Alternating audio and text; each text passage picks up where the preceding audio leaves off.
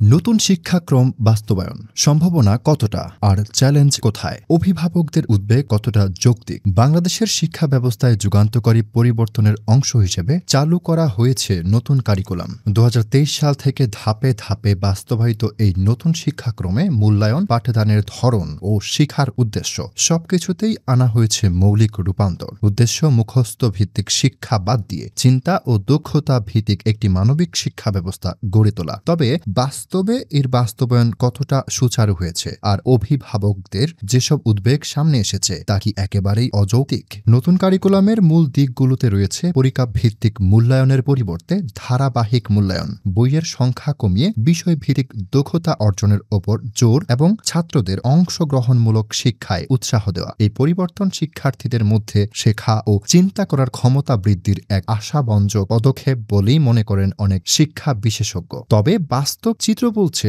চ্যালেঞ্জও কম নয়। প্রথমত, শিক্ষক প্রশিক্ষণ ও পাঠদানের দক্ষতায় বড় ধরনের ঘাটতি রয়ে গেছে। এখনও দেশের অনেক স্কুলে শিক্ষকরা নতুন কারিকুলামের কাঠামো পুরোপুরি বুঝে উঠতে পারেননি। ফলাফল, শিক্ষার্থীরা যেমন দ্বিধায় পড়ছে তেমনি অভিভাবকরাও অনিশ্চয়তায়। বই কমে যাওয়ায় শিক্ষার্থীরা কি কম শিখছে? এই প্রশ্নটিও উঠেছে অভিভাবকদের মধ্যে। নতুন কারিকুলামে পাঠ্য বইয়ের পাশাপাশি অভিজ্ঞতা ভিত্তিক শেখাকে গুরুত্ব দেওয়া হলেও মাঠে পর্যায়ে তা বাস্তব প্রয়োগ অনেক সময়ই অসম্পূর্ণ থেকে যাচ্ছে। অন্যদিকে ধারাবাহিক মূল্যায়নের ক্ষেত্রে বায়াস বা পক্ষপাতিত্বের আশঙ্কাও এক বড় প্রশ্ন হয়ে দাঁড়িয়েছে। শিক্ষক ও অভিভাবক দুই পক্ষ থেকেই শোনা যাচ্ছে এমন অভিযোগ যে অনেকে পরীক্ষা ভিত্তিক নিরপেক্ষতার অভাবে মূল্যায়নকে পুরোপুরি বিশ্বাস করতে পারছেন না। তবে নতুন কারিকুলাম বাস্তবায়নের পেছনে যে দর্শন তা ভুল নয়। এটি শিশু কেন্দ্রিক, আনন্দময় ও জীবনের সঙ্গে সম্পৃক্ত এক শিক্ষা দর্শন গড়ে তুলতে চায়। যদি প্রশিক্ষণ, অবকাঠামো এবং অভিভাবকদের সঙ্গে সঠিক যোগাযোগ ও স্বচ্ছতা নিশ্চিত করা যায় তাহলে এই কারিকুলাম ভবিষ্যতের একটি দক্ষ